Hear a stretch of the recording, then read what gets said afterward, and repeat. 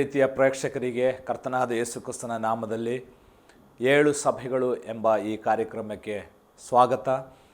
ಕಳೆದ ಕೆಲವು ಸಂಚಿಕೆಗಳಿಂದ ನಾವು ಪ್ರಕಟಣೆ ಪುಸ್ತಕದಲ್ಲಿರುವ 2-3 ಅಧ್ಯಾಯಗಳಲ್ಲಿನ 7 ಸಭೆಗಳ ವಿಚಾರವಾಗಿ ಕಲಿಯುತ್ತಾ ಇದ್ದೆವು. ಎಫೆಸ ಮತ್ತು ಸ್ಮುರ್ನ ಸಭೆಗಳ ಕುರಿತಾಗಿ ನಾವು ಕಲಿತು ಈಗ ಪೆರ್ಗಮ ಸಭೆಯ ಸಂದೇಶದತ್ತ ಬಂದಿದ್ದೇವೆ.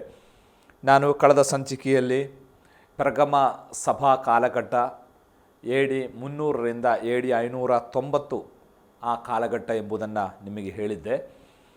ಈ ಕಾಲಘಟ್ಟದಲ್ಲಿ ಉಂಟಾದ ಸಾಮಾಜಿಕ ಹಾಗೂ ಧಾರ್ಮಿಕ ಬದಲಾವಣೆಗಳ ಕುರಿತಾಗಿ ಸಂಕ್ಷಿಪ್ತವಾಗಿ ಮಾತನಾಡಿದೆ.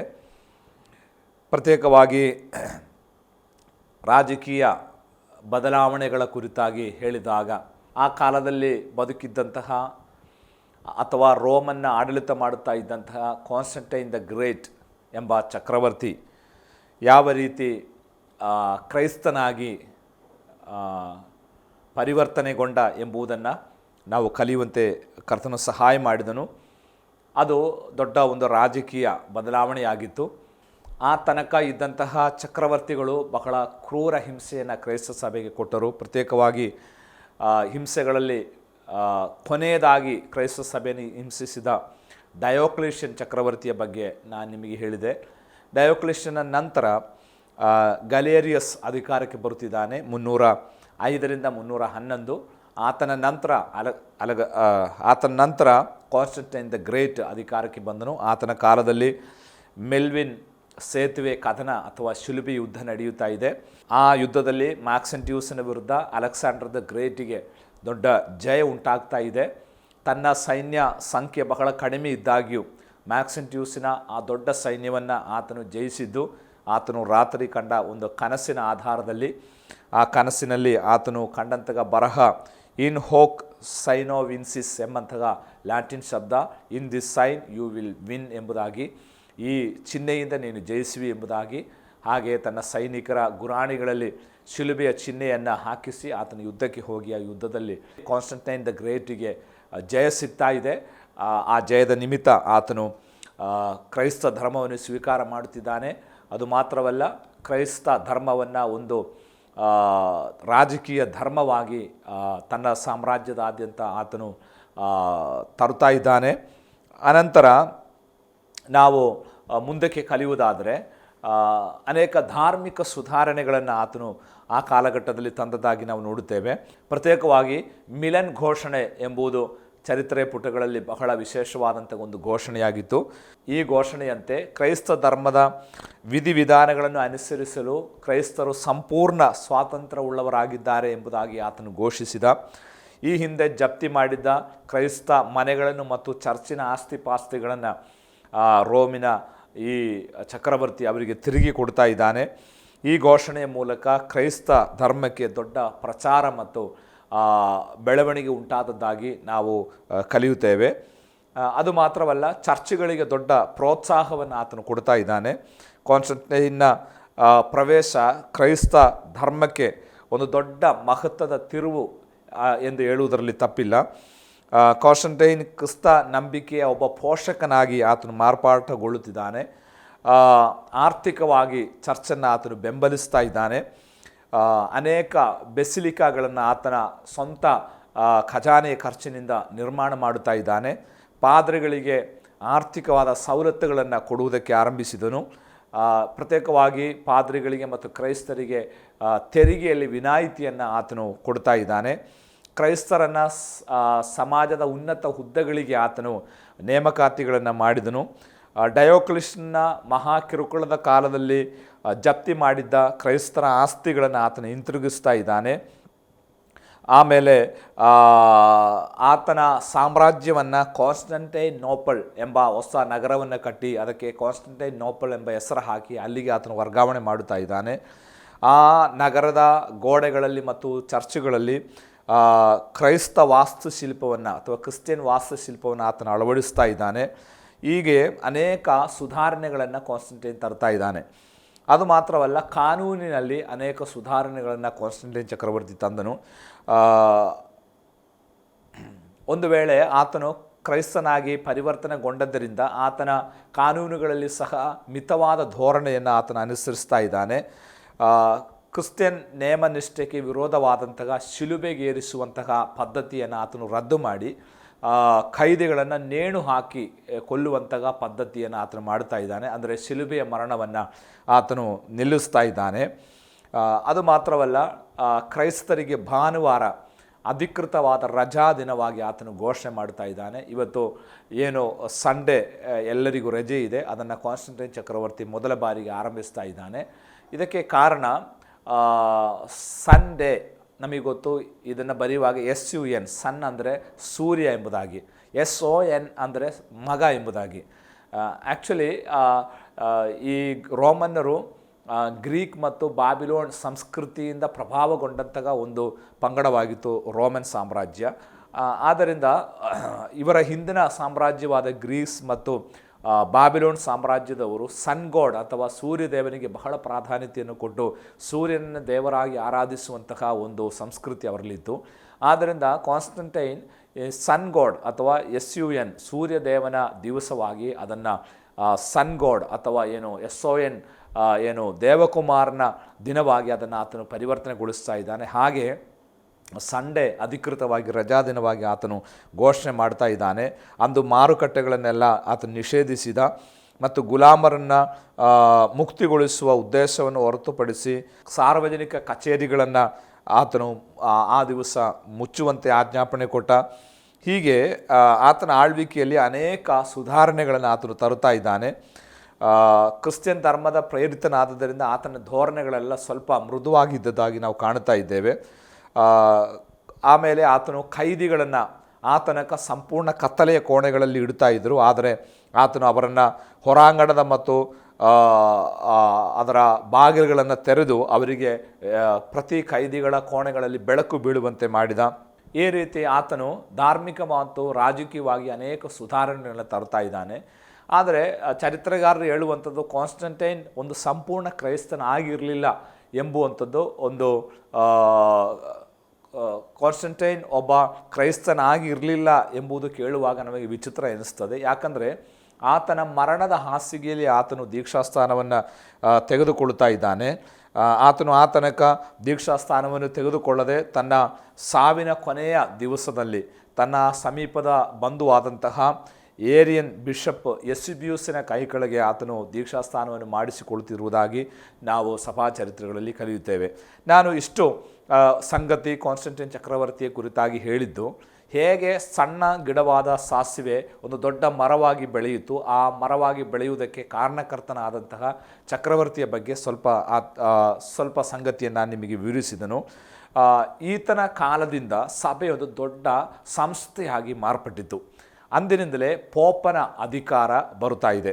ಅಂದರೆ ಸಭೆ ಪೋಪನ ಕೆಳಗೆ, ಪೋಪ್ ಎಂಬ ಇಟಲಿ ಶಬ್ದದ ಅರ್ಥ ತಂದೆ ಎಂಬುದಾಗಿ, ಅಲ್ಲಿಂದ ಪೋಪನನ್ನು ಅಧಿಕಾರ ಸ್ಥಾನಕ್ಕೆ ಏರಿಸಿ ಇವತ್ತು ನಾವೇನು ಸಭೆಯನ್ನು ಕಾಣ್ತಾ ಇದ್ದೇವೆ ಆ ವ್ಯವಸ್ಥೆಗೆ ಬರುವುದಕ್ಕೆ ಕಾರಣ ಕಾನ್ಸ್ಟಂಟೈನ್ ಚಕ್ರವರ್ತಿ ಎಂಬುದಾಗಿ ನಾವು ಕಾಣುತ್ತೇವೆ. ಇಷ್ಟು ಹಿನ್ನೆಲೆಯನ್ನು ನಾನು ಹೇಳುತ್ತಾ ಮುಂದೆ ನಾನು ಪೆರ್ಗಮ ಸಭೆಯ ಸಂದೇಶಕ್ಕೆ ನಿಮ್ಮನ್ನು ಕರೆದುಕೊಂಡು ಹೋಗುವುದಕ್ಕಾಗಿ ಬಯಸ್ತಾ ಇದ್ದೇನೆ. ನಾನು ಇಷ್ಟು ಹಿನ್ನೆಲೆಗಳನ್ನು ಸಭಾ ಚರಿತ್ರೆಯಿಂದ ಮತ್ತು ಚರಿತ್ರೆಯ ಪುಟಗಳಿಂದ ನಿಮಗೆ ತಿಳಿಸಲಿಕ್ಕೆ ಕಾರಣ, ಅನೇಕರಿಗೆ ಒಂದು ಸಂಶಯವಿದೆ, ಅಪೊಸ್ತಲ ಕೃತ್ಯಗಳಲ್ಲಿ ಓದುವಂತಹ ಸಭೆ ಮತ್ತು ಇವತ್ತಿನ ಸಭೆಗೆ ಬಹಳಷ್ಟು ವ್ಯತ್ಯಾಸವಿದೆ, ಇದು ಹೇಗೆ ಈ ರೀತಿಯಾದಂತಹ ಬದಲಾವಣೆಗಳು ಉಂಟಾಯಿತು ಎಂಬುದನ್ನು ನಿಮ್ಮಲ್ಲಿ ಅನೇಕರ ಸಂಶಯ ನಿವಾರಣೆಗೋಸ್ಕರ ನಾನು ಇದನ್ನು ಹೇಳಿದೆ. ಅಂದರೆ ಪ್ರಾರಂಭದ 2 ಶತಮಾನಗಳಲ್ಲಿ ಸಭೆ ಬಹಳ ಪವಿತ್ರತೆಯಿಂದ ಮುಂದುವರಿಯುತ್ತಾ ಇತ್ತು. ಸಭೆ ಒಂದು ಸಣ್ಣ ಗಿಡವಾಗಿತ್ತು. ಸಭೆಯಲ್ಲಿ ಮಲಿನತೆ ಇರಲಿಲ್ಲ. ಪವಿತ್ರತೆ ಮತ್ತು ಬೇರ್ಪಡುವಿಕೆಗೆ ಅವರು ಪ್ರಾಧಾನ್ಯ ಕೊಡ್ತಾ ಇದ್ದರು. ಆದಿ ಅಪೋಸ್ತಲರ ಹಿಂಬಾಲಿಕರಾಗಿ ಅವರು ಆ ಅಪೋಸ್ತೋಲಿಕ್ ಚರ್ಚಿನ ಪಾರ್ಟೈನ್ನಲ್ಲಿ ಅವರು ಮುಂದಕ್ಕೆ ಬರ್ತಾ ಇದ್ದರು. ಆದರೆ AD 300ರಿಂದ ಸಭೆಯ ಬಣ್ಣ ಮತ್ತು ಗಾತ್ರ ಮತ್ತು ಅದರ ಲಕ್ಷಣಗಳಿಗೆ ಬದಲಾವಣೆಗಳು ಉಂಟಾಯಿತು. ಸಭೆ ಒಂದು ಎಮ್ಮರವಾಯಿತು. ಅದಕ್ಕೆ ಕಾರಣ ಕಾನ್ಸ್ಟಂಟೈನ್ ಚಕ್ರವರ್ತಿಯ ಸಾಮೂಹಿಕ ಮತಾಂತರ ನೀತಿ ಎಂಬುದನ್ನು ನಾನು ನಿಮಗೆ ಹೇಳಿದನು. ಈಗ ಈ ಆತ್ಮಿಕ ಸಂಗತಿಯನ್ನು ನಾವು ಮನಸ್ಸಿನಲ್ಲಿ ಇಟ್ಟುಕೊಂಡು ಈ ಸಂದೇಶಕ್ಕೆ ನಮಗೆ ಹೋಗೋಣ. ಈಗ ನಮಗೆ ಪ್ರಕಟಣೆ ಪುಸ್ತಕ 2ನೇ ಅಧ್ಯಾಯದ 13ನೇ ವಚನದಿಂದ ಕೆಳಕ್ಕೆ ಓದುವಾಗ, ಪೆರ್ಗಮ ಸಭೆಯ ದೂತನಿಗೆ ಬರೆ, ಹದವಾದ ಕತ್ತಿಯನ್ನು ಹಿಡಿದಾತನು ಹೇಳುವುದೇನೆಂದರೆ, ನೀನು ವಾಸ ಮಾಡುವ ಸ್ಥಳವನ್ನು ಬಲ್ಲೆನು, ಅದು ಸೈತಾನ ಸಿಂಹಾಸನವಿರುವ ಸ್ಥಳವಾಗಿದೆ.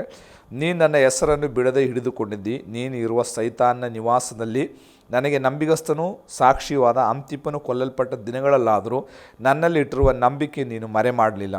ಆದರೂ ಕೆಲವು ವಿಷಯಗಳಲ್ಲಿ ನಿನ್ನ ಮೇಲೆ ತಪ್ಪು ಹೊರಿಸಬೇಕಾಗುತ್ತದೆ. ವಿಗ್ರಹಕ್ಕೆ ನೈವೇದ್ಯ ಮಾಡಿದ ಪದಾರ್ಥಗಳನ್ನು ತಿನ್ನುವುದರಲ್ಲೂ ಜಾರತ್ವ ಮಾಡುವುದರಲ್ಲೂ ಇಸ್ರಾಯೇಲರು ಮುಗ್ಗರಿಸಿ ಬೀಳಬೇಕೆಂದು ಬಿಳಾಮನು ಬಾಲಾಕನಿಗೆ ಹೇಳಿದ ದುರ್ಬೋಧನೆಯನ್ನು ಅವಲಂಬಿಸಿದವರು ನಿನ್ನಲ್ಲಿದ್ದಾರೆ. ಹಾಗೆಯೇ ನಿಕೋಲಾಯಿತರ ಬೋಧನೆಯನ್ನು ಅವಲಂಬಿಸಿದವರು ನಿನ್ನಲ್ಲಿದ್ದಾರೆ. ಆದ್ದರಿಂದ ದೇವರ ಕಡೆಗೆ ತಿರುಗಿಕೊಳ್ಳದಿದ್ದರೆ ನಾನು ಬೇಗನೆ ನಿನ್ನ ಬಳಿಗೆ ಬಂದು ನನ್ನ ಬಾಯಿ ಕತ್ತಿಯಿಂದ ಅದರ ಮೇಲೆ ಯುದ್ಧ ಮಾಡುವೆನು. ದೇವರಾತ್ಮನು ಸಭೆಗಳಿಗೆ ಹೇಳುವುದನ್ನು ಕಿವಿಯುಳ್ಳವನು ಕೇಳಿನಿ. ಯಾವನು ಜಯ ಹೊಂದುತ್ತಾನೋ ಅವನಿಗೆ ಬಿಚ್ಚಿಟ್ಟಿರುವ ಮನ್ನವೆಂಬ ಆಹಾರವನ್ನು ಕೊಡುವೆನು. ಇದಲ್ಲದೆ ಅವನಿಗೆ ಬಿಳಿ ಕಲ್ಲನ್ನು, ಆ ಕಲ್ಲಿನ ಮೇಲೆ ಕೆತ್ತಿದ ಹೊಸ ಹೆಸರನ್ನು ಕೊಡುವೆನು.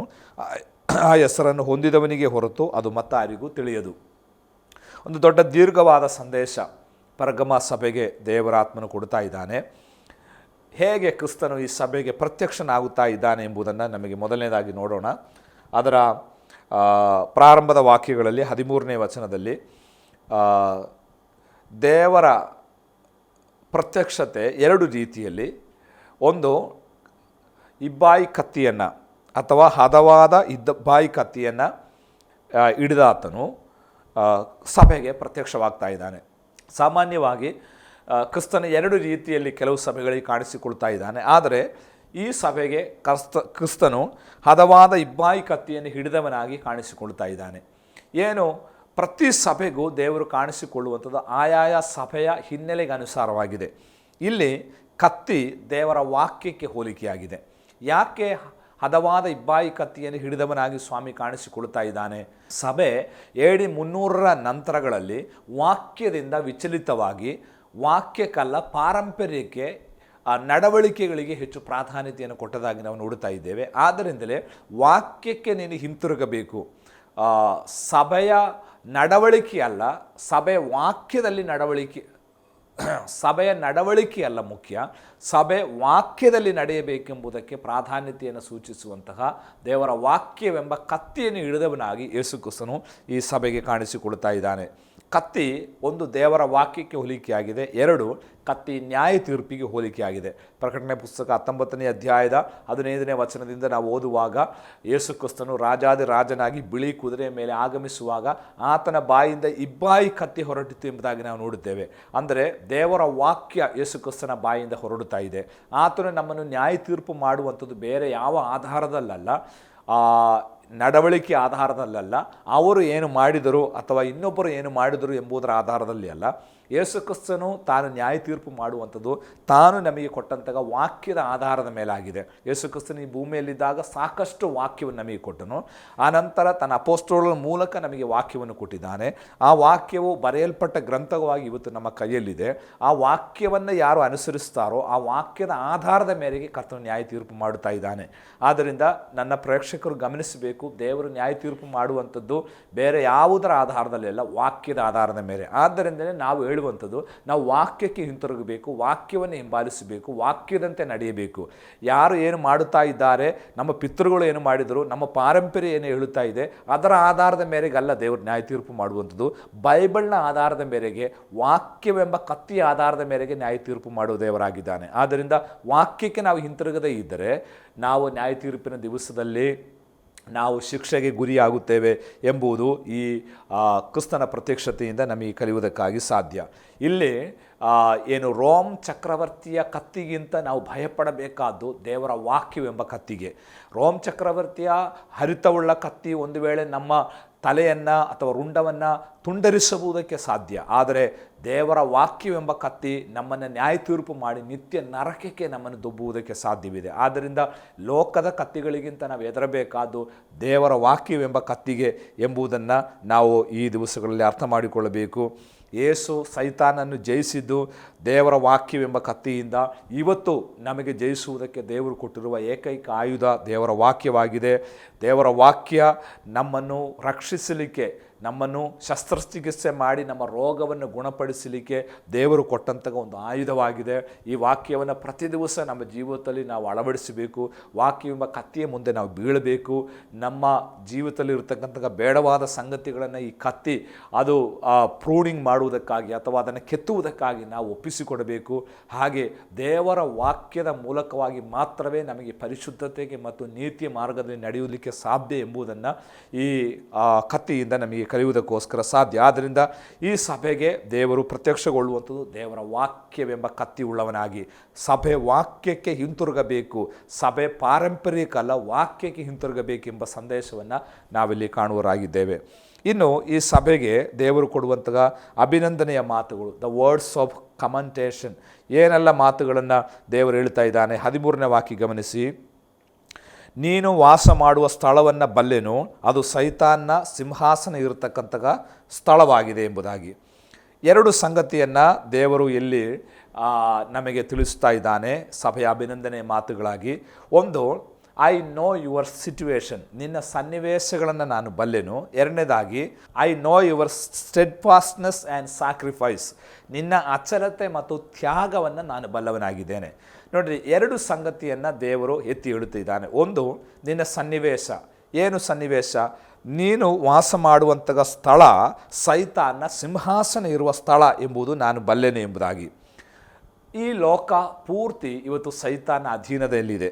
1 ಕೊರಿಂಥಿ ಪತ್ರಿಕೆ 4:9 ಹಾಗೂ ಎಫೆಸ ಪತ್ರಿಕೆ 2:12 ನಾವು ಓದುವಾಗ ಈ ಲೋಕದ ಅಧಿಪತಿ ಸೈತಾನಾಗಿದೆ.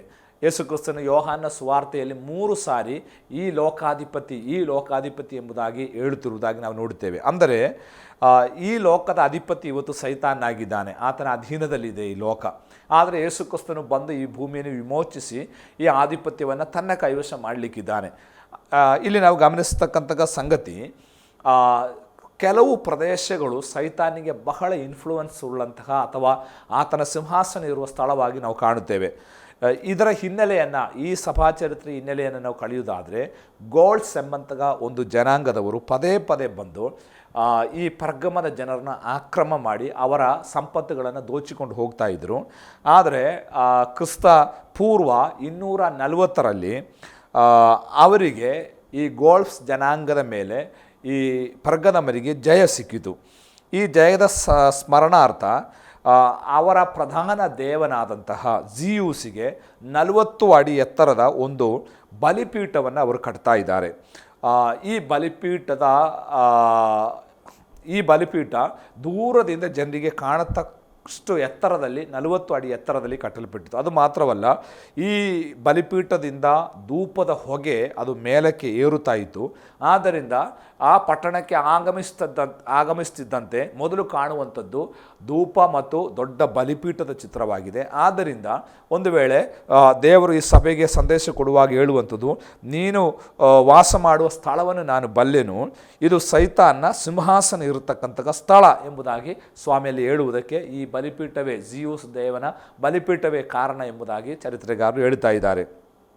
ಆದರೆ ಇಂಥ ಸ್ಥಳದಲ್ಲಿ ದೇವರು ತನ್ನ ಸಭೆಯನ್ನು ಕಟ್ಟುವುದಕ್ಕೆ ಆತನು ಪದ್ಧತಿಯನ್ನು ಹಾಕ್ತಾ ಇದ್ದಾನೆ.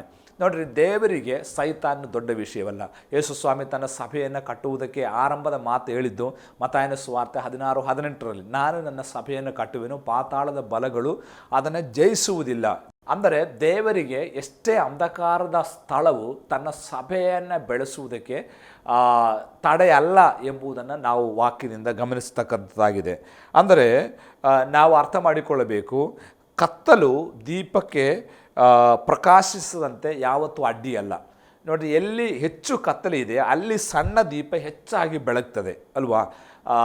ದೀಪಕ್ಕೆ ಅಯ್ಯೋ ಅಲ್ಲಿ ಕತ್ತಲು ಜಾಸ್ತಿ, ಅಲ್ಲಿ ನನಗೆ ಬೆಳಕು ಕೊಡಲಿಕ್ಕೆ ಆಗಲ್ಲ ಅಂತ ಯಾವ ದೀಪವು ಹೇಳುವುದಿಲ್ಲ. ಸಣ್ಣ ದೀಪವಾದರೂ ಹೆಚ್ಚು ಕತ್ತಲಿರುವಾಗಲೇ ಅದರ ಪ್ರಕಾಶ ಜಾಸ್ತಿ ಕಾಣುವಂಥದ್ದು. ಆದ್ದರಿಂದ ಈ ಲೋಕ ಪೂರ್ತಿ ಕತ್ತಲೆಯಲ್ಲಿ ಅಂಧಕಾರದಲ್ಲಿದೆ. ಹೆಚ್ಚು ಕತ್ತಲು ಇರುವಲ್ಲೇ ದೇವರ ಬೆಳಕು ಅಥವಾ ಸಭೆ ನಮ್ಮ ಮೂಲಕ ದೇವರು ಬೆಳಕನ್ನು ಹೆಚ್ಚು ಪ್ರಕಾಶಗೊಳಿಸುವುದು ಎಂಬುದಾಗಿ ನಾವು ನೋಡುತ್ತೇವೆ. ಉದಾಹರಣೆ ಹೇಳುವುದಾದರೆ, ರಾತ್ರಿಯಲ್ಲಿ ಮಾತ್ರ ನಾವು ನಕ್ಷತ್ರಗಳನ್ನು ಕಾಣುತ್ತೇವೆ. ಕಾರಣ, ಹಗಲಲ್ಲಿ ನಕ್ಷತ್ರ ಇಲ್ಲದೇ ಇದ್ದದಕ್ಕಲ್ಲ, ನಕ್ಷತ್ರ ಹಗಲು ರಾತ್ರಿ ಅಲ್ಲೇ ಇದೆ. ಆದರೆ ಹಗಲು ಅದು ಕಾಣದೇ ಇರಲಿಕ್ಕೆ ಕಾರಣ ಸೂರ್ಯನ ಬೆಳಕು ಅದರ ಮೇಲೆ ಓವರ್ಕಮ್ ಮಾಡುವುದರಿಂದ.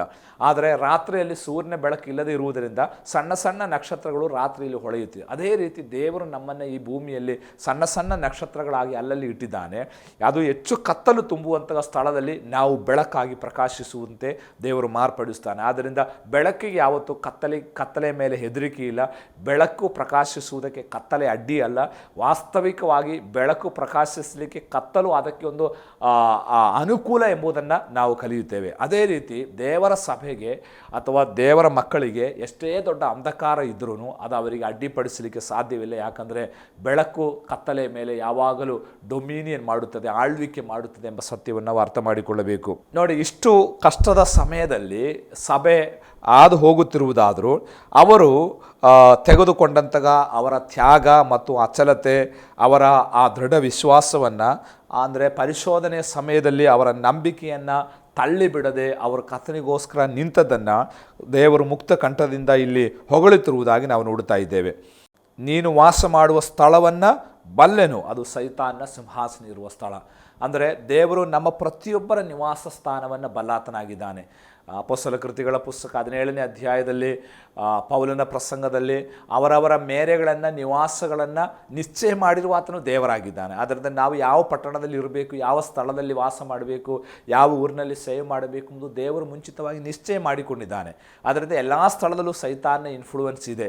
ಕೆಲವು ಕಡೆಯಲ್ಲಿ ಸ್ವಲ್ಪ ಜಾಸ್ತಿ ಇದೆ. ಆದರೆ ನಾವು ಹೆದರಬೇಕಾದ ಅವಶ್ಯಕತೆ ಇಲ್ಲ. ಕರ್ತನು ನಮ್ಮ ಸಂಗಡ ಇದ್ದರೆ ನಾವು ಲೋಕದ ಬೆಳಕಾಗಿ ಇರುವಷ್ಟು ಕಾಲ ಯಾವತ್ತೂ ಕತ್ತಲೆಗೆ ನಮ್ಮನ್ನು ನಾಶ ಮಾಡಲಿಕ್ಕೆ ಸಾಧ್ಯವಿಲ್ಲ ಎಂಬುದನ್ನು ನಾವಿಲ್ಲಿಂದ ಅರ್ಥ ಮಾಡಿಕೊಳ್ಳುತ್ತೇವೆ. ಆಮೇಲೆ ಎರಡನೇದಾಗಿ ಕೆಳಗಿನ ವಾಕ್ಯಕ್ಕೆ ಬರುವಾಗ, ನೀನು ನನ್ನ ಹೆಸರನ್ನು ಬಿಡದೆ ಹಿಡಿದುಕೊಂಡಿದ್ದಿ, ನೀನು ಇರುವ ಸೈತಾನ ನಿವಾಸನದಲ್ಲಿ ನನಗೆ ನಂಬಿಗಸ್ತನು ಸಾಕ್ಷಿಯಾದ ಅಂತಿಪ್ಪನು ಕೊಲ್ಲಲ್ಪಟ್ಟ ದಿನಗಳಲ್ಲಾದರೂ ನನ್ನಲ್ಲಿ ಇಟ್ಟಿರುವ ನಂಬಿಕೆಯನ್ನು ನೀನು ಮರೆ ಮಾಡಲಿಲ್ಲ.